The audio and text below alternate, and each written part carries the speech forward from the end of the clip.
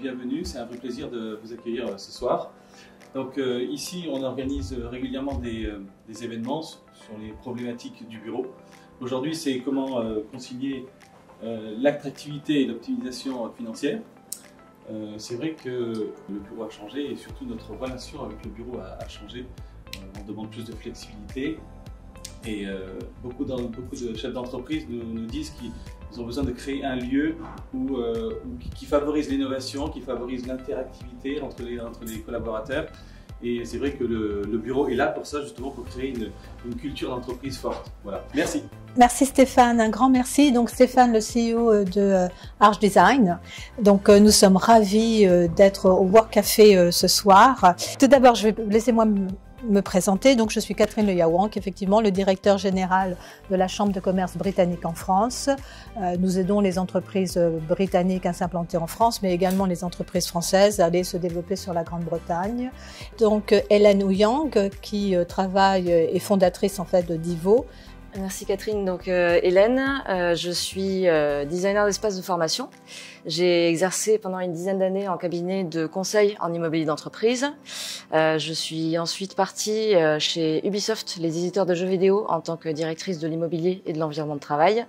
Et en 2020, j'ai fondé Divo. C'est aussi du consulting en immobilier d'entreprise, mais je suis indépendante. Et pendant que j'étais en cabinet, j'ai pu rencontrer Guillaume, on se connaît depuis plus de 10 ans maintenant, voilà.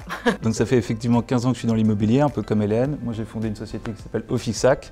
Comme son nom l'indique, c'est sur du bureau que je travaille, de manière un peu différente, d'hacker un peu le marché. C'est-à-dire que je travaille uniquement pour les utilisateurs, je prends des mandats que de ce côté-là, je ne travaille pas comme les agents immobiliers, c'est-à-dire qu'ils prennent des mandats des deux côtés, côté bailleur et côté preneur. Merci. Donc effectivement, depuis la Covid, je dirais, l'environnement du travail a énormément changé puisqu'on est passé du tout bureau du jour au lendemain au télétravail. Et depuis la fin de la pandémie, on est revenu, je dirais, à un environnement peut-être un peu hybride, voilà. Et donc, quoi de neuf donc dans l'environnement de travail ? Tout à fait. Donc l'idée c'est de commencer par quelques idées reçues. C'est vrai que il y a pas mal de fantasmes qui ont émergé de ce total présentiel puis total distanciel. C'était pour nous l'occasion de revenir un peu sur peut-être voilà des croyances et de vous apporter un peu notre éclairage en tant qu'expert. Ensuite, pour rester très factuel, quelques chiffres actualisés du monde de l'immobilier d'entreprise et quelques tendances qui émergent dans l'aménagement de travail, de l'environnement de travail et dans l'expérience collaborateur. Donc ça, c'est la première partie. Ensuite, on va, pour ceux qui ont peut-être une réflexion autour de leur environnement de travail actuellement, on va vous présenter un peu les phasages types de ce projet-là, depuis la phase de réflexion jusqu'à la phase de réalisation. Et pour cela, on a une partie théorique et une partie pratique où on va étudier deux cas spécifiques de deux entreprises qui sont voilà des entreprises un peu types qu'on rencontre Guillaume et moi, qui aujourd'hui se posent des questions spécifiques sur qu'est-ce que je fais avec mon patrimoine immobilier et comment est-ce que je peux l'améliorer pour m'en servir comme d'un levier pour l'attractivité et faire des économies en même temps. Et pour finir, donc on est de plus en plus dans l'action. Si l'un d'entre vous a l'intention de commencer un projet, dans ces cas-là, on vous explique pourquoi c'est aujourd'hui un bon moment pour le faire, par rapport à hier ou par rapport à demain. Et juste pour amorcer, quelles sont les premières étapes auxquelles il faut penser quand on veut initier ce type de projet. Donc on commence par les quelques idées reçues. Il y en a 4. Oui. Ouais, c'est ça. Donc c'est moi qui commence. On commence par des études, du coup, parce qu'on aime bien les études, on aime bien les chiffres. Une première étude qui a été publiée par SFL, donc un grand bailleur de la place, qui a beaucoup d'immeubles très bien localisés et très bien restructurés, un patrimoine prime. 2 chiffres sur cette idée que le bureau n'est pas si indispensable. La première, c'est que 90% des sondés de cette étude estiment que les bureaux ont un impact sur le bien-être des collaborateurs. Et un collaborateur heureux est un collaborateur plus performant aussi, donc c'est important de souligner ce chiffre. Et que 78% d'entre eux considèrent que le bureau est vecteur d'attractivité pour son entreprise. Donc c'est un élément concurrentiel à l'embauche, autrement dit. Une autre étude qui est réalisée par Citrix, qui est un fournisseur de software SAS, qui dit que 9 sur 10 de ces sondés souhaitent qu'ils soient la moitié du temps au moins au bureau. Donc 2 jours et demi s'il fallait traduire sur une semaine de 5 jours. Et s'il fallait arrondir, on dirait 3 jours sur 5. Donc à la question, enfin en tout cas à l'idée reçue, le bureau n'est pas si indispensable, la réponse est clairement non. Et c'est vrai qu'il y a eu un excès. Nous, on connaît quelques entreprises qui ont fait le choix de céder leur baux à ce moment-là, qui soit sont en train de revenir en arrière et de reprendre à bail, peut-être plus petit, peut-être différent, dans d'autres quartiers, soit qui, en fait, ont coulé, malheureusement. Deuxième idée reçue, c'est simple, puisque les gens sont moins au bureau, alors j'ai besoin de moins de surface. Donc le calcul qu'on entend souvent de la part de nos prospects, nos clients, c'est je me suis mis à 2 jours de télétravail en moyenne pour l'ensemble de mes salariés. J'estime donc que mes locaux ne sont occupés finalement qu'à 60% tout le temps. Donc le calcul est simple, je peux avoir 40% de mètres carrés en moins et du coup gagner 40% sur mon loyer. Voilà, calcul assez simple et basique. Malheureusement, ce n'est pas si simple, pour plusieurs raisons. La première, c'est que rares sont les entreprises qui aujourd'hui arrivent à lisser une moyenne de jours de télétravail sur l'ensemble de leur métier. Il y a des métiers malheureusement qui n'arrivent pas du tout à télétravailler encore aujourd'hui et des métiers qui sont déjà dans le télétravail depuis même avant la crise du Covid. Donc effectivement, niveler ça et faire une moyenne, c'est assez difficile. La deuxième chose, c'est que même si on a le droit et même si on est suffisamment équipé pour le faire, il y a des personnes qui n'aiment pas mélanger, qui préfèrent aller sur un lieu de travail parce que l'environnement est plus propice à produire ce qu'ils ont à faire et qui, pour eux, voilà, ne sont pas dans un lieu hybride. La maison n'est pas faite pour toutes les fonctionnalités, et le privé et le professionnel. Donc ceux-là, vous les retrouverez quand même au bureau. Donc effectivement, c'est pas aussi simple de se dire bon, parce que j'ai 2 jours de travail, alors je gagne 40%. La dernière chose, ce sont les pics de présence, les fameuses réunions du lundi matin d'équipe. Donc celles-ci, évidemment, si vous n'avez que 60% de l'équipe qui présente, ça fonctionne peut-être un peu moins bien. Donc ça aussi, il faut en tenir compte et pouvoir aménager en fait des dispositifs qui permettent d'absorber ces pics de présence, malgré que vous ayez une optimisation immobilière quand même. Donc une des premières choses qu'on calcule, c'est un bon taux de flex office, de desk sharing, de manière à ce que vous puissiez à la fois gagner en loyer, mais aussi rester performant dans votre activité et dans votre profession. Et comme tu le dis, un bon taux par type de population. C'est ça. Souvent, voilà. Ouais. Souvent, il y a des équipes. On pense toujours qu'on va pouvoir homogénéiser le taux, et au final, on se retrouve avec quand même quelques cas particuliers. Alors, évidemment, c'est pas 12 cas parce que c'est absurde à gérer et puis l'exploitation est assez lourde après. Mais c'est plutôt une règle générale et quelques exceptions. Troisième idée reçue, puisque on peut travailler, se concentrer à la maison, alors on ne vient plus que pour faire des réunions et pour l'effet machine à café, pour les échanges informels. Alors, je ne sais pas vous, mais moi, je n'arrive pas à mettre toutes les réunions dans une journée et toute ma production dans une autre. C'est quand même assez rare de pouvoir cumuler ce qu'on a à faire de manière collaborative sur une seule journée ou 2 dans la semaine, et puis tout le reste du temps se dire c'est pas grave si j'ai personne autour de moi puisque je suis tranquille et concentrée. C'est comme si vous disiez aujourd'hui je vais être créatif entre 10h et midi et après c'est bon. Malheureusement, moi je n'y arrive pas. Donc on est quand même obligé de garder une part de bureau physique pour ça. Il y a aussi un effet matériel, c'est-à-dire que tout le monde n'est pas loti de la même manière chez soi pour être équipé. Donc on parle à la fois de l'ergonomie du mobilier, tout simplement la place qu'on a pour travailler, pour ranger, le type d'écran qu'on a, le nombre d'écrans qu'on a, la luminosité. Tout ça, ça fait partie du code du travail. On ne l'a pas chez soi. Et de la même manière, si on est un jeune actif de 22 ans et qu'on loue 15 mètres carrés dans un quartier parisien, c'est très pratique pour les transports, mais pour travailler, c'est un petit peu plus difficile. On est quand même dans des surfaces un peu trop écriquées, et donc il peut y avoir un avantage aussi à venir juste travailler de manière confortable au bureau.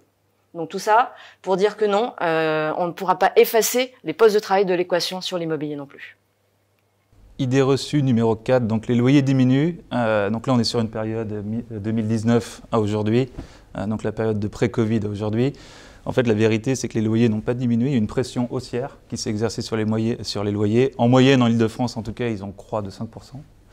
Ce qui a aussi augmenté en parallèle, c'est la part des mesures d'accompagnement qui est passée de 19 à 25%. Donc c'est en fait la décote entre son loyer que l'on signe et son loyer que l'on paye, dit loyer économique. Et donc mathématiquement, le fait est que les loyers à la signature sont plus élevés, mais les loyers acquittés lorsqu'ils sont retraités de toutes les mesures d'accompagnement dans la négociation du bail sont moins élevés. Donc on peut se dire en tant que crise, les loyers ont diminué. Non, ce sont les loyers économiques qui ont diminué. Les loyers de présentation ont, eux, augmenté. On est intramuros. Ah, là, c'est Île-de-France, là. Île-de-France. Ah oui. Ah, Île-de-France, ouais. Alors là, on est passé aux quelques chiffres immobiliers. Du coup, les 2 dernières lignes sont donc ce qu'on vient d'expliquer, les loyers qui ont augmenté et les mesures d'accompagnement qui ont augmenté. Donc, je vais pas forcément en reparler. Ce qui est intéressant de voir, c'est le coup de ralentissement fort qui a eu lieu pendant les 2 phases de confinement, puisqu'on est passé sur la demande placée, donc tous les mètres carrés transactés sur une année, de 2,4 millions à 1,4 million. Donc, il y a eu 1 million de pertes transactées en un an. On peut voir aussi que le marché a subi une dynamique plutôt positive jusqu'en 2022. Là, il s'avère que le premier trimestre 2023 est catastrophique. Et qu'aussi, la part de l'offre, donc les éléments, les mètres carrés, les bureaux qui sont disponibles à la location aussi, n'a fait que croître, ce qui mécaniquement a fait augmenter le taux de vacances à plus de 7%. 7%, c'est un marché qui va être suroffreur. Donc il y a trop de mètres carrés disponibles pour le nombre de gens qui cherchent des mètres carrés. Pour que le marché soit équilibré, en général, on dit plutôt qu'on est autour des 5 points. Et s'il fallait parler de chiffres, mais cette fois par secteur, donc un point marché bureau Île-de-France 2022 par grand secteur, on ne va pas rentrer dans tous les chiffres, je vous rassure. S'il y a bien une chose qu'il faut retenir par rapport à notre sujet aussi d'aujourd'hui, qui est augmenter l'attractivité, c'est, on voit sur la demande placée, donc les mètres carrés transactés, que 26 plus 23, ça fait 49. 1 mètre carré sur 2 a eu lieu soit dans Paris, quartier central des affaires, donc en gros Opéra, Champs-Élysées et Saint-Lazare, et le reste de Paris, Paris-Urca. Donc 1 mètre carré sur 2 sur les 2 millions qui ont été transactés l'an dernier a eu lieu dans Paris intramuros. Donc c'est très haut par rapport aux tendances habituelles qui sont plutôt à 30-40 points. Qu'on a vraiment un regain de centralité de la part des utilisateurs. Ça veut dire que à la Défense, en fait, par exemple, c'est moins... je dirais, c'est moins captif. C'est moins captif. On voit la Défense, donc ici, là. Ouais. Le taux de vacances, il est à 16%. Comme je disais tout à l'heure, un marché équilibre, c'est 5%. Autant dire que c'est l'Eldorado des négociations pour les utilisateurs. J'ai un taux de... Juste une question sur la salle précédente. Vous avez un taux de vacances qui est en augmentation et une demande placée qui est également... C'est l'offre en fait qui fait que d'augmenter. Il y a eu des surfaces qui ont été rendues disponibles, des chantiers qui se sont d'ailleurs souvent stoppés pendant le Covid, qui ont été réactivés de l'ordre de 2 ans pour la finalité. Et donc il y a eu plus de livraison de chantiers. Et effectivement une demande qui augmente, mais une offre aussi qui augmente. Donc l'écart fait que finalement il y a plus de vacances. Ouais. Exactement. Les 2 courbes ne se croisent pas. Et donc un taux de vacances qui augmente, ça va à terme influer sur les loyers qui peuvent baisser à terme? En tout cas, on voit que la vacance ici augmente, effectivement, en moyenne sur l'Île-de-France. Donc effectivement, c'est très compliqué là. Il faudrait faire du cas par secteur. Néanmoins, par rapport à la slide de juste avant celle-ci, on a vu qu'effectivement les loyers ont augmenté, malgré le fait que le taux de vacances augmente. Ce qui vient augmenter aussi, c'est ça. Ce qui est en général la partie déplaisante du côté des propriétaires, c'est la négociation que l'on peut obtenir sur son loyer et qui va donc faire diminuer le loyer réellement payé par les locataires. Donc en fait, les loyers réellement payés sont plus bas, effectivement. Mais est-ce que c'est dû au fait que c'est au centre de Paris? Alors là c'est un raisonnement Île-de-France. D'accord. Au centre de Paris, si on revient sur celle d'après, on voit que les taux de vacances sont assez bas. Donc ce raisonnement Île-de-France est beaucoup moins vrai dans le centre de Paris. C'est une moyenne. Ouais, effectivement. Là, on est à des taux de vacances de 3% sur certaines zones très fermées, on va être à 1,5%. Par exemple, il n'y a pas 5000 m² neufs disponibles dans Paris QCA aujourd'hui. Un utilisateur qui cherche 5000 m² pour déménager demain matin, ça n'existe pas. Donc là, on va passer à quelques tendances en matière d'aménagement et de look and feel. Alors là, vous avez quelques images de symboles un peu de ce travail hybride. La salle polyvalente, évidemment, elle existait avant. Tout existait avant, sauf qu'il y a des choses qui sont un peu plus mises en exergue aujourd'hui avec le travail hybride.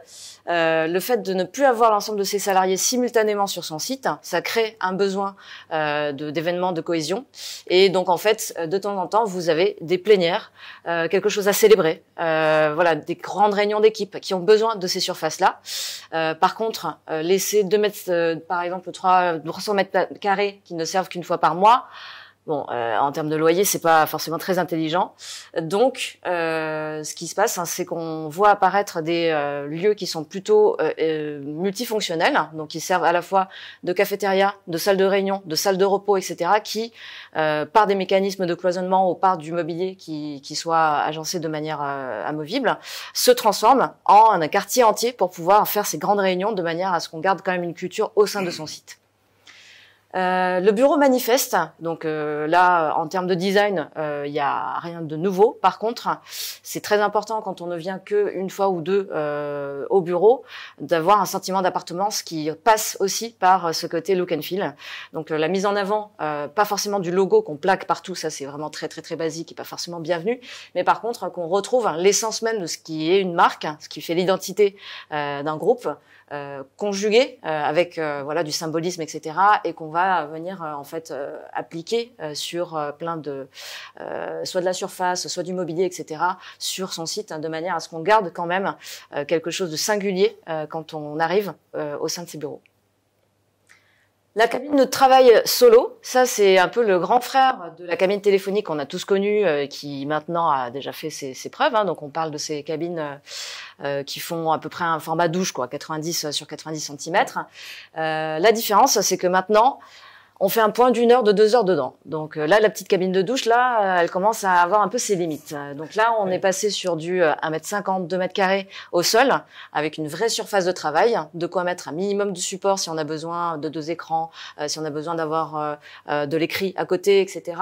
Et du mobilier ergonomique plutôt que le fameux petit tabouret sans dossier qu'on avait l'habitude de voir avant. Donc c'est ça qui est nouveau. Et au niveau du son et au niveau du décor à l'arrière, là aussi on a fait des choses un peu plus performantes pour que acoustiquement ça ne résonne pas quand vous parlez et pour que quand quelqu'un vous regarde, il n'y ait pas un reflet derrière avec vous qui est dans le noir. Enfin voilà. Donc tout ça a dû être amélioré un petit peu en fonction de cette de ces habitudes qu'on a de faire beaucoup de vidéos sur plusieurs heures. Ouais, ça c'est vrai que la cabine de travail solo, on l'a vu, les clients qui ont lancé des chantiers de réaménagement de leurs locaux pré-Covid, pendant la phase de confinement, disons, qui du coup ont repris la fin des travaux après cette période douloureuse, se sont retrouvés avec finalement des difficultés de travail justement en Teams qui était devenu généralisé. Et donc du coup, ils ont dû relancer des reshuffles d'espace pour installer des rangées de cabines de travail solo, comme le préconise Hélène ici. Pour rester dans le mobilier, on a le poste assis debout. Donc celui-là n'est pas nouveau non plus. Mais par contre, celui-là, il n'y a pratiquement aucune chance que quelqu'un l'ait chez soi. Donc là, on est sur un produit qui rajoute une valeur, hein, par rapport au fait de venir au bureau. Si vous avez de longues journées de production à faire, sans aucune réunion dedans, et que vous êtes complètement assis, bon, non seulement je pense que votre dos va pas vous dire merci, mais en plus, si c'est fait sur des métiers sédentaires à la base, hein, les conséquences à long terme sont assez catastrophiques. Donc c'est vrai que si on passe en nomadisme, qu'on n'a plus de postes attribués, il peut y avoir, alors c'est assez rare quand même que les clients fassent le choix d'avoir full du assis debout en termes de poste, hein, mais par contre on peut avoir certains quartiers qui sont équipés de ce mobilier-là, de manière à ce que pendant 2 heures on puisse bouger de position et du coup éviter les effets un peu néfastes de la sédentarité. Donc finalement le mobilier s'adapte. Absolument. Non seulement s'adapte, mais en plus c'est Stéphane qui en parlera mieux. Mais il y a pas mal de concurrence et donc en fait la performance technique est presque plus importante aujourd'hui, je trouve, que l'aspect esthétique, puisqu'on est quand même dans le bureau, on n'est pas dans l'absolu beau. La fonction doit quand même l'emporter par-dessus l'esthétique. Et c'est vrai que les prix ont baissé, le poids est devenu plus léger. Enfin, on bénéficie quand même de produits qui sont aujourd'hui plus innovants qu'hier. Par ailleurs, qui dit plus de postes attribués dans donc notre fameux flex office, dit la hantise de venir au bureau et de ne pas trouver de place. Donc ça, je pense qu'on l'a tous un peu connu aussi. On arrive et puis malheureusement, non seulement notre place préférée est prise par quelqu'un d'autre, vous savez très bien qu'il y a toujours des gens qui arrivent à 9h moins 5 pour s'asseoir à l'endroit qu'ils veulent, et pendant 1 heure, vous êtes là avec votre PC, enfin voilà. Donc ce qui permet d'éviter ça, c'est effectivement des abonnements sur des services aujourd'hui qui sont assez nombreux, de desk booking, tout simplement. Donc là, vous pouvez, soit vous êtes un manager d'équipe et vous avez besoin de 2-3 places autour de vous pour une équipe core team, par exemple, pour travailler demain, soit vous réservez pour vous-même. Vous pouvez aussi réserver par le même biais des salles de réunion, c'est le même type de principe, et ce qui vous garantit du coup d'avoir une place au moment où vous en avez besoin.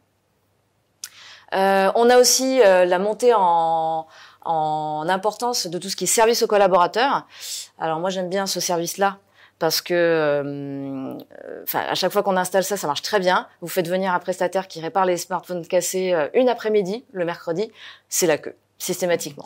Donc parce que chez soi on n'a pas forcément ça, un téléphone cassé c'est quand même très embêtant sur le plan professionnel, des fois il y a un écouteur qui marche plus, etc. Donc parmi d'autres services il peut y avoir des flottes de vélos, il peut y avoir une pléthore d'offres sur la restauration entre le rapide et le plus moins rapide, mais en tout cas ça aussi ça favorise un peu le retour au bureau puisque on se sent un peu on se sent pris en considération en tout cas par son employeur à travers ces services-là. Finalement chouchouté. C'est ça. Et effectivement, en parlant d'attractivité, ça peut compter comme un levier. Ouais. Et puis un engagement plus important du collaborateur. Absolument. Et aussi une bonne presse, ce qui est important aujourd'hui. Un bon service, c'est quelqu'un qui va poster des choses positives sur l'entreprise, peut-être se comparer d'entreprise avec son conjoint, etc. Donc il y a un effet très bénéfique en fait. Donc on va vous parler des étapes clés qui ne sont pas très nombreuses, il y en a 5. Le début, c'est qu'est-ce qu'on veut. On se pose la question de savoir si on est sur un projet réaliste, jusqu'où on veut aller, jusqu'à quand on se projette. Est-ce que c'est du court-termiste pour 2 ans parce que dans 2 ans notre bail se finit, ou est-ce que là on est en train de prendre un bail pour 10 ans, donc c'est pas la même réflexion. Donc là on est sur des logiques d'analyse quantitative et qualitative. Ensuite on va projeter sur l'avenir pour savoir si ce qu'on a comme ambition peut être étiré dans le temps et du coup respecter des faisabilités techniques, financières, etc. Et souvent on a plusieurs scénarios. Alors caricaturalement, c'est nous les cas qu'on rencontre le plus souvent avec Guillaume, c'est plutôt un scénario qui va être en faveur du bien-être des collaborateurs, donc il y a un peu plus d'amélioration sur l'aménagement, etc. Et un autre scénario plus économie financière, donc souvent pour de nouveau caricaturer, l'un qui est drivé par les DRH et l'autre qui est drivé par le neuf. Mais vraiment, c'est heureusement qu'il y a les deux quand même. Donc à la fin du cadrage, normalement, on a choisi le scénario lauréat qui permet de déterminer entre autres une surface, une zone géographique, un loyer cible et un calendrier général, ce qui permet en fait d'adresser une demande sur le marché et qui permet de démarrer la recherche immobilière par l'appel marché. Donc, dès lors que les immeubles cibles ont été choisis avec le client, on peut les visiter tout simplement. Et sur ces derniers, on définit une shortlist. Donc on va dire 2-3 immeubles sur lesquels on se projette réellement en installation réelle et sur lesquels on va pouvoir commencer des négociations, partie 3 donc, avec des offres, des contre-offres pour arriver à ce qu'on appelle un protocole d'accord term sheet en anglais, qui est une sorte de pré-bail qui verrouille les grandes conditions juridiques et financières du futur engagement. Et l'accompagnement se termine en général à la signature donc de la documentation contractuelle, dit le bail. Et donc à partir de ce moment-là, le site a été défini, trouvé, négocié, verrouillé. Et donc, on peut commencer la conception. De là commence toute la partie vraiment opérationnelle et concrète. Les plans commencent à arriver du début, c'est-à-dire très macro, avec des schémas, etc., des proximités inter-équipes, des fonctions, de l'allocation de surface, etc. On va de plus en plus précis, donc jusqu'au poste de travail, au nom de la personne qui va occuper tel ou tel espace, etc. Bien sûr, toute la partie design, donc architecture, préconisation, les produits mobiliers, les matériaux qu'on applique, tout ce qui est luminaire, ambiance, et aussi branding, donc l'image de marque dont on parlait tout à l'heure. Et puis une phase aussi de conduite du changement où on embarque les collaborateurs, un petit peu ou beaucoup selon le souhait de la direction, pour être partie prenante dans le projet. Et ensuite, une fois que cette partie-là est terminée, là, il y a une passation de commande sur les produits, que ce soit pour les travaux ou pour le mobilier. Et donc là, les utilisateurs sont moins sollicités. On est vraiment sur du chantier de la fabrication. Et bien sûr, nous, dans les équipes, il y a des personnes qui assurent le suivi. Et souvent, en tout cas, nous, la plupart des clients demandent quand même des légères modifications dans cette phase-là, ce qu'on est capable d'absorber, puisque une entreprise étant vivant, c'est assez rare de stagner entre guillemets pendant 6 mois et qu'il se passe rien de nouveau. Donc, il y a aussi une phase d'adaptation pendant cette période de réalisation. Effectivement, en termes de temporalité entre le jour 1 démarrage cadrage et le jour de déménagement, il peut se passer 6 à 12 mois en fonction de la surface. Question, est-ce qu'il y a intérêt à faire intervenir la conception à partir de la shortlist des différents lieux? Oui, alors c'est la conception au sens faisabilité. C'est-à-dire que vous avez, je dis n'importe quoi, des équipes qui travaillent tout le temps ensemble. Vous avez le choix entre un immeuble avec un très grand plateau ou un immeuble avec 3 petits plateaux avec un escalier entre les 3. Forcément, en termes d'efficience, si vous avez du travail collaboratif de manière très fréquente, on est plutôt à conseiller un grand plateau parce que c'est plus fluide, c'est plus liquide en termes de space planning que 3 plateaux qui vont en fait créer des mini-silos inter-équipes. Donc pour ça, il faut parfois passer en plan pour vérifier si ça marche ou si ça marche pas. Parfois même aller visiter avec ce plan-là et regarder un peu comment ça fonctionne. Respirer aussi le ressenti. Voilà. Donc c'est effectivement dans cette phase-là, il y a souvent déjà un début de plan et un début de réflexion sur le design. Dans Sélection Lauréat, effectivement, il y a pas mal de sous-sections qui sont les due diligence techniques. Si par exemple on s'intéresse à l'accessibilité des collaborateurs, on regarde en fonction de l'adresse de chacun des collaborateurs et l'adresse des sites d'arrivée, lequel est le plus pertinent, que ce soit en transport en commun, en voiture ou les deux. Il y a évidemment les impacts financiers qui sont modélisés. Il peut y avoir des impacts sociaux en fonction de la localisation. Tel secteur peut avoir telle image plus tech que d'autres, qui peut avoir une image plus statutaire, etc. Donc effectivement, dans Sélection Lauréat, il y a énormément de critères qui sont pris en compte pour valider quelque chose de la manière la plus objective possible. Donc quand on signe le bail, on sait à peu près, en termes de space planning, comment va être organisé l'espace. Et souvent d'ailleurs, pour compléter, pour aller dans ton sens, c'est que les plans sont commencés en général au moment d'une term sheet. Donc c'est-à-dire du pré-bail. On peut déjà commencer à travailler sur les plans et la conception vraiment concrète, parce que normalement, entre le term sheet et le bail, le taux de transformation est de 99,99%. C'est très rare que la négociation n'aboutisse pas, puisque une fois encore, tous les grands éléments sont déjà validés. Donc ce qui permet, au moment de la signature du bail, d'avoir en fait déjà pré-mâché le travail sur ces aspects conceptuels. Ouais. Alors, les études de cas. Les études de cas. Un premier cas,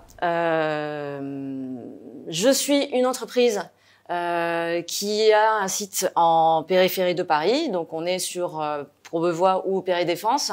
J'ai 2000 m² actuellement. Mon problème, c'est que mon site se situe par exemple à 20 minutes à pied d'une station de RER et qu'à cause de ça, de la difficulté d'accès, je perds mes talents. C'est ça mon problème.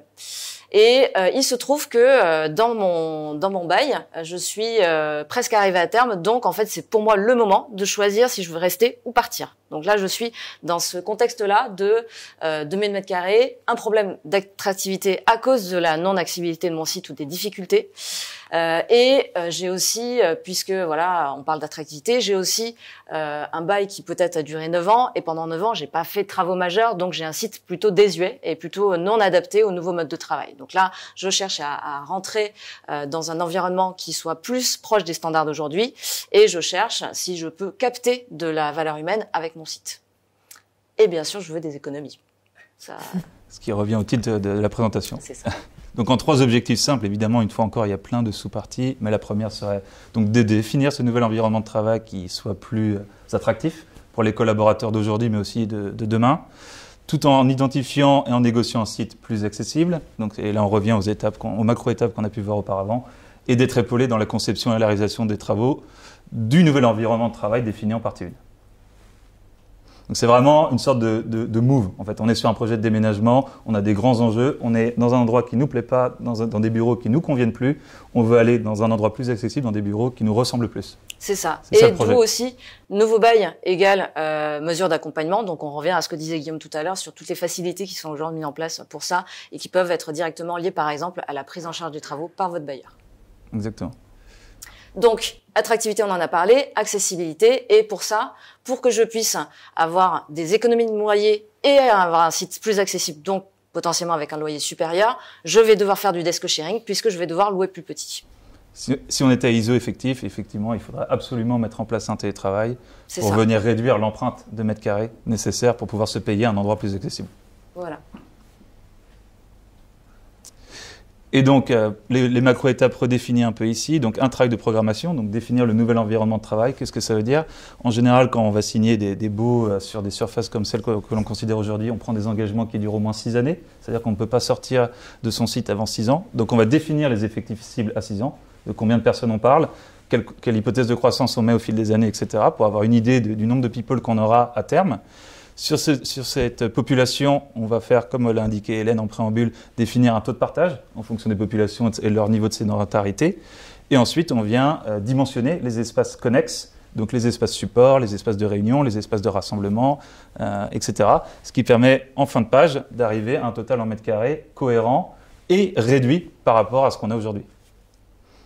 Ensuite, donc ça c'est tout à fait pareil de ce qu'on a dit il y a quelques minutes, on recherche le nouveau site. Ici, on prend en compte l'histoire d'une zone barycentrique. Donc, on regarde le pool de collaborateurs sur une map et on dimensionne, en tout cas on analyse la zone qui serait la plus pertinente en termes d'accessibilité, et c'est vers cette zone-là qu'on va rechercher activement, parce qu'on sait que sur l'impact social, ce sera très facilement adaptable aux équipes.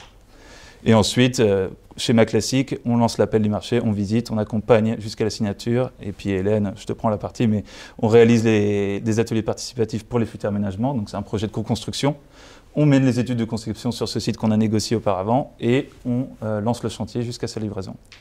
Sur ce cas particulier, vu que cette entreprise a déjà un déficit d'attractivité, son idée c'est de capter des talents, mais c'est aussi de pas perdre ceux qui sont déjà là. Donc l'histoire de la co-création, le fait de faire des ateliers participatifs, ça réengage de nouveau. Vous remettez une pièce dans la machine, vous allez faciliter forcément l'appropriation des espaces, des nouveaux espaces par les collaborateurs, parce qu'ils auront été partie prenante dans la conception. Donc en fait, non seulement vous y gagnez dans la conception parce que c'est beaucoup plus identitaire, puisque les gens qui appartiennent à votre groupe ont contribué, et en plus, en fait, ces nouveaux bureaux sont un peu plus les leurs, puisqu'ils ont intégrer leurs idées. C'est ça. De se les approprier. Exactement. Absolument. Exactement. Donc si on résume et qu'on fait un rapide avant-après de cette situation pour cette entreprise X, j'avais 2000 mètres carrés, j'habitais un peu loin du transport et j'avais un problème d'accessibilité, et j'étais à 1 million de coûts d'occupation annuels. Ça, c'était avant. Et donc, à la situation future, comme on a dit, on a mené ce travail de programmation qui permet de réduire la surface, dans cet exemple relativement théorique, mais néanmoins tout à fait adaptable, de 25%. On arrive du coup à s'installer à la Défense, donc on arrive sur les transports très fiables du RER, métro et tramway versus éventuellement les bus de Courbevoie. Et au-delà de l'aspect surfacique qui a été diminué, on capte un marché qui est très offreur de la part des pour les locataires, et donc on vient réduire un loyer qui était en fin de bail, sur lesquels il n'y avait plus de négociation, sur un loyer tout neuf, sur lesquels on a pu capter énormément d'accompagnement. Comme le disait Hélène, une quote-part non négligeable des travaux pourront être remboursés par le propriétaire, mais aussi des franchises de loyer, c'est-à-dire des mois gratuits de loyer. Et à la Défense, sur des deals comme ça, sur un 6 ans, on peut largement dépasser les 30% d'accompagnement. C'est-à-dire qu'entre le prix d'affichage et le prix réellement payé, on a diminué d'un tiers facilement. Et pour une surface entre 1005 et 2000, on est sur une réalisation à 3 voire 4 trimestres, ce qui veut dire que si votre bail se termine par exemple en 2024, votre réflexion commence en 2023, avec 1 an d'anticipation. Alors, on voulait aussi vous parler un peu des sujets connexes au projet. Donc, il n'y a pas que des travaux, du mobilier, il y a aussi d'autres choses. Typiquement, donc, on a parlé des cabines de visio tout à l'heure. Cette entreprise-là qui veut, louer un petit peu plus petit, va quand même se doter de ce mobilier-là. Elle avait le choix à ce moment-là de le faire en travaux ou en mobilier. Le mobilier, c'est 5 ans d'amortissement. Les travaux, c'est 10 ans. Comptablement, c'est pas pareil. Donc, elle a peut-être aussi un intérêt à aller chercher plutôt des produits mobiles que si jamais elle déménage, elle peut emporter. Alors que si elle fait ça en dur, en travaux, non seulement c'est 10 ans d'amortissement, mais ça sera des cadeaux pour le next occupant, quoi. Voilà. On va dire que cette entreprise, qui n'était pas forcément en télétravail avant, elle va encourager ses salariés à garder un lien, même s'ils sont en télétravail. Donc pour ça, il y a bien sûr des applications qu'on connaît tous, qu'on utilise au quotidien. Donc pour en revenir à cette appli-là, elle permet non seulement de faire des réservations de desk booking, ce qu'on disait tout à l'heure, mais elle permet aussi, entre autres, de donner la possibilité aux salariés qui habiteraient par exemple le même quartier de déjeuner ensemble. Donc ça crée en fait une sorte de cohésion en dehors du bureau. Donc ça peut être pas mal aussi pour des gens qui sont inquiets par rapport à la perte de lien éventuelle de chacun chez soi, etc. Et autre sujet connexe, donc là notre entreprise vient de se séparer de 500 mètres carrés. donc dans les 500 mètres carrés, il y avait du mobilier, soit on le jette, donc là aujourd'hui c'est un peu le mot maudit, on dit plus jeter, on dit recycler. Donc là, elle va faire appel à des entreprises comme Collecte Utile qui vont venir récupérer le mobilier en trop qu'elle aurait plus à déménager pour le revaloriser, soit en modifiant voilà des choses qui sont dégradées, soit carrément si elles sont en bon état, revendre à d'autres utilisateurs. Donc voilà, là on est sur un écosystème de projets, même si on n'est pas que sur des sujets à travaux ou mobilier. Et ça, on l'avait d'ailleurs contacté pour un projet qu'on avait fait ensemble à Massy. Ouais. Pour 15 personnes, ils sont capables de se déplacer en fait. Oui, tout à fait. C'est vraiment des sortes d'Emmaüs en fait du bureau quoi. Donc après, ils prennent la chaise par exemple qui est un peu abîmée ou sale et ils relavent tout, ils vous retapissent si jamais il y a des éclats etc. Ils changent les roulades s'il faut et c'est vendu entre 30 et 20% du prix par rapport à du neuf. Donc c'est quand même avantageux pour les entreprises qui veulent faire des économies. K2. Ouais, K2. Donc là, autre enjeu, autre entreprise. Aujourd'hui, je suis en plein centre de Paris, dans le 9e. Je paye une fortune en loyer. J'ai 3 mètres carrés. J'ai qu'un seul site, j'en ai pas d'autres. Et je suis à peu près au milieu de mon bail. Donc là, c'est le moment, entre guillemets, de voir si j'ai envie de renégocier quelque chose ou pas. Voilà, je suis pas encore en train de sortir, parce que j'ai encore quelques années, mais j'aimerais bien envie de renégocier. Donc là, qu'est-ce que j'ai comme problème ? J'ai un problème parce que je m'aperçois que il y a 10 ans, mes salariés avaient 22 ans, ils habitaient tous entre République et Saint-Lazare. Et aujourd'hui, ces mêmes salariés, parce que j'ai fait une bonne rétention, ont 30-35 et sont en train de partir à Boulogne, Issy-les-Moulineaux, Montreuil. Donc, ce qui fait que de 20 minutes avant, ils sont passés à 45, voire 60 minutes de transport matin et soir. Donc là, j'ai un problème parce qu'ils ne veulent plus revenir. À cause de ce temps de transport qui est trop important, j'ai l'impression que je suis en train de perdre en cohésion et que les gens préfèrent finalement gagner ce temps-là et rester chez eux et voilà, les équipes marchent un peu moins bien. Donc là, je réfléchis à adapter aussi mon immobilier pour qu'ils reviennent un peu plus souvent d'eux-mêmes. Et donc, j'ai besoin pour ça qu'ils diminuent leur temps de transport puisque c'est ça le problème principal, celui que j'ai identifié. J'ai aussi besoin de flexibilité parce que mon business va pas très bien. Il se trouve que le Covid m'a mis un coup, je n'ai plus trop de visibilité sur du long terme, donc en fait, j'ai aussi besoin de renégocier mon bail pour bien sûr les loyers, mais aussi peut-être des conditions de sortie anticipées, d'autres choses qui font que si jamais j'ai besoin de me séparer de quelques troupes, que je puisse être libre et pas complètement coincé juridiquement. Donc là, on est dans deux problèmes. Un, mes salariés ne reviennent plus parce qu'il y a trop de transport, et deux, je sais pas où je vais sur le plan du business. Donc là, on est plutôt dans une phase d'étude par rapport à le cas vraiment de mise en œuvre de déménagement du cas 1. Et donc du coup, les grandes étapes seraient donc les suivantes. Réfléchir à un nouvel outil immobilier, on va le définir juste après. Modéliser des scénarios pour pouvoir, une fois encore, choisir un lauréat et tracer une feuille de route de mise en œuvre dès lors qu'on sera dans le bon timing par rapport à nos engagements juridiques. Donc là, les enjeux, c'est d'abord le coût. Je veux réduire, c'est très important. Ensuite, je veux passer dans un mix immobilier. Pourquoi ? Parce que mon site principal, qui est le siège, est en bail classique 369. Et ce que je veux, c'est avoir un bout de siège dans le 9e parce que c'est bien, mais aussi des coworking parce que non seulement le contrat est plus souple, je peux grossir ou je peux réduire de manière plus simple, et en plus, je peux être beaucoup plus proche du lieu de résidence de mes troupes et du coup, réduire considérablement leur temps de transport. Donc en gros, je choisis de passer d'un seul site à un site plus petit, mais toujours dans le 9e pour l'adresse, préciser ce que ça représente, et je loue 2 petits coworking en dizaines de places sur les lieux où résident mes salariés. Et de ce fait, j'améliore la qualité de vie au travail puisque je leur donne, entre guillemets, du temps de transport en plus. Et donc du coup, effectivement, comme l'a dit Hélène, la première étape, c'est on réfléchit sur tous les nouveaux modèles du bureau. Parce que comme vous le savez, le coworking a explosé, mais il n'y a pas que ça. Il y a les baux flexibles, il y a les dérivés du bail commercial, bail dérogatoire, bail de sous-location. Et il y a des choses nouvelles aussi qui apparaissent là très récemment, c'est des opérateurs de coworking qui viennent sous-louer des surfaces dans votre bail commercial pour vous aider à diminuer la facture au total avec des modèles parfois de profit share, c'est-à-dire que dès lors qu'ils atteignent la rentabilité, on partage les gains au-dessus. Donc voilà, il y a plein de modèles hybrides sur le bureau et sa consommation, et qui sont d'ailleurs tous relativement récents, post-Covid en général. Le bail commercial, ça occupe quand même la grande majorité des transactions, mais il y a énormément de modèles hybrides.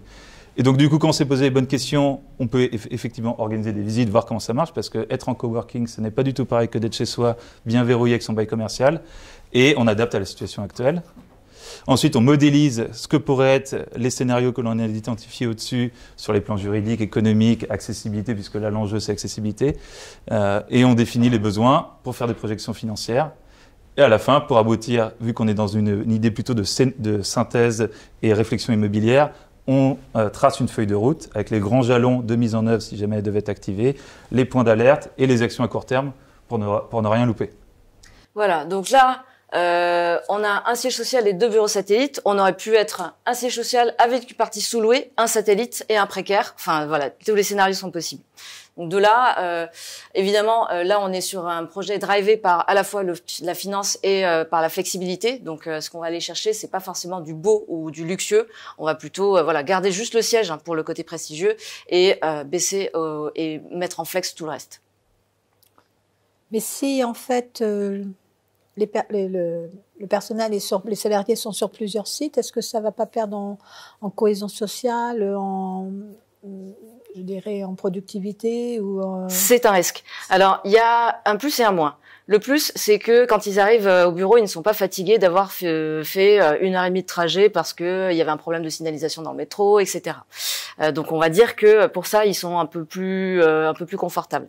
Maintenant, si on est dans un coworking, on a en plus l'effet coworking, c'est-à-dire qu'on n'est pas vraiment chez nous, on peut pas vraiment faire ce qu'on veut, etc. Donc là, ce qu'on perçoit de la part de la direction, c'est qu'elle devra, dans cette entreprise-là, recréer de la cohésion par exemple, de l'événementiel, ou alors des applications comme Café, ce qu'on disait tout à l'heure. Est-ce que l'idée d'un coworking, c'est de remplacer le télétravail qui serait peut-être pas dans des bonnes conditions à la maison? Oui. Voilà, mais c'est d'avoir un endroit de travail professionnel plus près de chez soi. C'est ça, et aussi d'avoir des collègues, puisque si on est sur, voilà, disons qu'on est 250 salariés, il peut y avoir 200 sur le siège et 25 par exemple, ou 100, et puis après vous partagez entre le...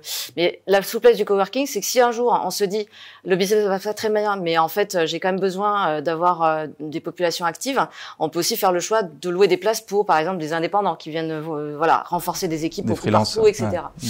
Donc c'est un modèle beaucoup plus souple qu'un bail classique.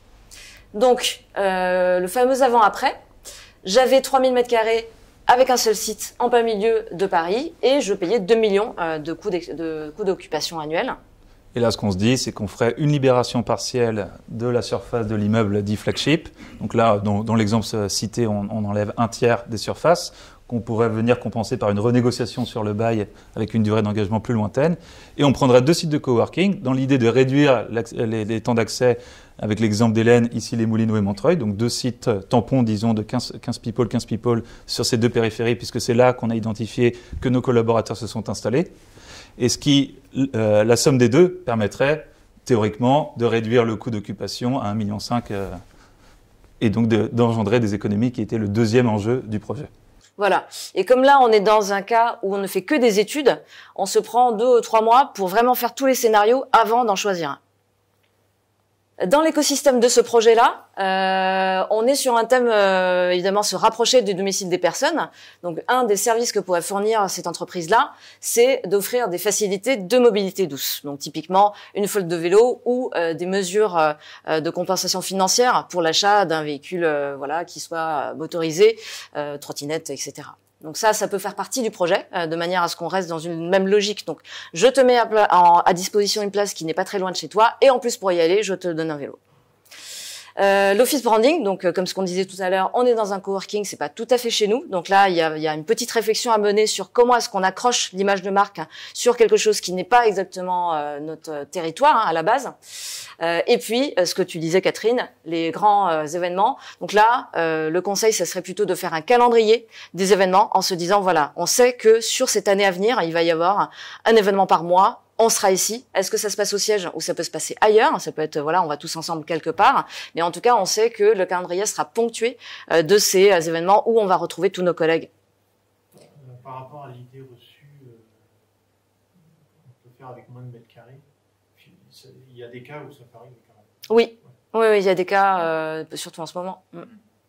Mais moi, je pense que, enfin, ça c'est mon avis, mais pour vraiment retenir ses collaborateurs, je pense que c'est mieux de les avoir dans un même espace que dans plusieurs espaces. Et même pour manager, c'est beaucoup plus, ça sera beaucoup plus facile. Un des enjeux de la conduite du changement, c'est justement comment faire, et ça a commencé avec le début du premier confinement, comment manager à distance. Comment est-ce que je ne fais plus de management visuel, du contrôle visuel. Comment est-ce que j'arrive à anticiper ce que je dois demander à quelqu'un puisque je vais plus le croiser, etc. Donc ça, c'est vrai que quelques années plus tard, pas mal de managers ont fait des efforts aussi là-dessus. Il y a eu des formations qui ont été engagées par les directeurs là-dessus. Ça devient plus facile d'être en satellite qu'avant. Et dans l'exemple précédent, le coworking, ça ne veut pas dire les 5 jours dans le coworking. C'est par exemple les fois où on n'a pas envie de prendre le métro, on peut justement aller, grâce à la flotte de mobilité douce, à vélo dans son coworking 1 à 2 fois par semaine, disons. Oui, c'est une flexibilité qu'on donne. Ça. Absolument. C'est un service complémentaire. Ouais. Et il y a plusieurs grands groupes qui ont lancé ce modèle-là. Ils ont leur siège social et, en fonction de la taille de l'effectif, évidemment, plusieurs sites de coworking pour pouvoir répondre à des enjeux qui sont « je peux aller bosser à moins de 10 minutes de chez moi ». Et c'est vrai qu'on a aussi une tendance qui est inverse à la tendance qu'on connaît nous dans les années 2000 de grands campus qui sont en deuxième couronne où il y a des dizaines de milliers de mètres carrés. Quand ça commençait à y avoir un cas de Covid, vous étiez obligé de tout fermer. Donc en fait, il y a ce côté concentrer tous mes salariés au même endroit qui, en termes de force majeure sanitaire, ne fonctionne pas. Donc voilà, le fait d'avoir plusieurs sites, ça permet aussi d'en fermer un, mais peut-être pas tous. Donc vous gardez quand même des postes quelque part où les gens puissent travailler. C'est le moment, pourquoi parce que le travail hybride offre des possibilités qu'on n'avait pas avant, même en termes de négociation politique. Avant, se dire je passe en télétravail, vous ne donnez rien. C'est-à-dire, avant, je passe en télétravail pour diminuer des surfaces pour gagner en loyer. Mais toi, je te donne rien en retour, toi salarié. Alors que là, c'est je te donne une flexibilité dans ton travail de travailler chez toi ou pas, et tu comprends bien que je te garde pas une place au chaud pendant que tu n'es pas là. Donc là, on est quand même sur une égo plus flexible avec les collaborateurs et avec notamment les CSE. Le deuxième point, c'était le big quit, comme on dit aux US, la tension à l'embauche en tout cas, la difficulté de recrutement. L'enjeu que l'on peut imaginer en face, dans le projet immobilier en tout cas, c'est ce qu'on a déjà un peu indiqué auparavant, c'est la co-construction. C'est l'implication du et de tous les collaborateurs d'ailleurs dans le projet immobilier pour avoir le sentiment d'appartenance et d'engagement dans l'entreprise. Et c'est particulièrement vrai pour des métiers qui ne produisent pas quelque chose de concret. Les gens qui sont dans le service, dans le digital, le fait de toucher à quelque chose qui se met à exister, ça fait très plaisir. Donc là, on le voit apparaître, on le voit se construire au fur et à mesure. Donc c'est quelque chose qui, en termes de souvenirs, souvent, le jour de l'inauguration, c'est un jour dont les gens se souviennent, quoi. Et le big quit existe un petit peu en France quand même. Au 1T23. Je crois, de mémoire, on avait atteint plus de 520 000 démissions de CDI en France, qui était le taux le plus élevé depuis la crise de 2008, donc 14 ans auparavant. Donc il y a quand même eu une envie de faire autre chose, de voir autre chose, et en face de donner du sens à son travail. Ensuite, la prise de conscience environnementale, donc ça c'est pas non plus nouveau, mais ça devient très exigeant pour les biens immobiliers. Vous connaissez tous les passoires thermiques dans les logements, il y en a aussi dans les bureaux, c'est logique. Et aujourd'hui, il y a quand même beaucoup d'efforts qui sont faits par rapport à ça. Vous avez un bien ancien dans lequel vous êtes au milieu de votre bail, la renégo peut prendre en compte le fait que, par exemple, ça soit une passoire thermique et que vous payez beaucoup trop votre électricité, votre chauffage, etc. Donc, ça peut être un axe de négo également. Et si vous êtes à la recherche d'un nouveau bureau, si vous avez shortlisté par exemple dans une recherche 3 ou 4 immeubles, l'enjeu d'énergie, de toute façon, le décret tertiaire c'est 2030, donc les propriétaires sont obligés de toute façon de réduire de 30 à 40% leurs émissions et la gourmandise énergétique de leur bâtiment. Donc ça fera partie forcément des critères de comparaison quand vous avez des shortlists immobiliers. Les politiques RSE, c'est forcément intégré à la recherche immobilière maintenant. Ouais. Et donc à opportunité immobilière que l'on peut définir par secteur, comme on a pu voir à la Défense, forcément un peu moins vrai dans le centre de Paris. On peut aussi donner l'écho des stratégies immobilières, qui est plutôt le cas 2, où on libère de la surface dans le cœur de Paris, mais on vient mettre des coworking sur la périphérie, ce qui permet, dans les deux cas, on l'a vu, de venir réduire son assiette locative et mécaniquement son coût immobilier. Et donc, par quoi commencer? S'il fallait commencer par quelque chose, c'est souvent un audit. C'est quand même le plus simple sur les 3 grands aspects qui sont juridiques, financiers et techniques. Si on est aujourd'hui sous bail commercial, alors quelles sont mes échéances? Combien ça coûterait de partir en anticipé? Combien ça coûterait de partir quoi qu'il advienne parce que j'ai une telle clause de remise en état, etc. L'analyse financière, peut-être qu'aujourd'hui j'ai un loyer qui est finalement complètement décorrélé du marché et je paye quelque chose qui est à 30% en dessous des valeurs actuelles. Donc peut-être que je n'ai pas du tout intérêt à partir ou à initier une renégociation. Analyse technique, évidemment, est-ce que mes locaux sont vétustes? Est-ce qu'ils sont adaptés à mon organisation, à ma manière de consommer les espaces? Une fois qu'on a analysé l'état actuel, on va se projeter. Donc c'est simple, combien je serai? Alors souvent les entreprises ne savent pas exactement, hein, donc on travaille sur des estimations plutôt optimistes d'un côté, pessimistes de l'autre, pour avoir la fourchette d'effectifs cibles. Ensuite, on va dire comment on a envie de travailler.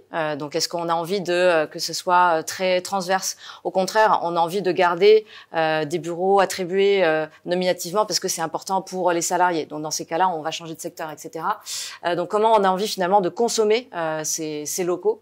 Et on va dans cette phase-là, terminée par les études de surface cible. Donc la surface cible, ça peut être inchangé, juste vous allez faire des économies en déménageant ailleurs, ou vous êtes inchangé, mais vous allez absorber toute la croissance des futures années. C'est-à-dire que normalement, vous auriez pu prendre plus grand parce que vous avez 20% de personnes qui rentrent. Là, vous allez rester ISO, mais donc avec le même loyer. Quelque part, c'est des économies anticipées, hein, parce que le fait de passer en flex vous assure en fait l'absorption de votre effectif de croissance.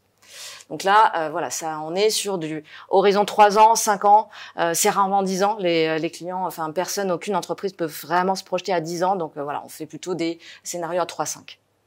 Et c'est aussi le moment d'interroger un peu vos collaborateurs. Où est-ce qu'on en est? Est-ce que vous êtes satisfait par rapport à ce qu'il y a aujourd'hui? Quelles sont vos attentes principales?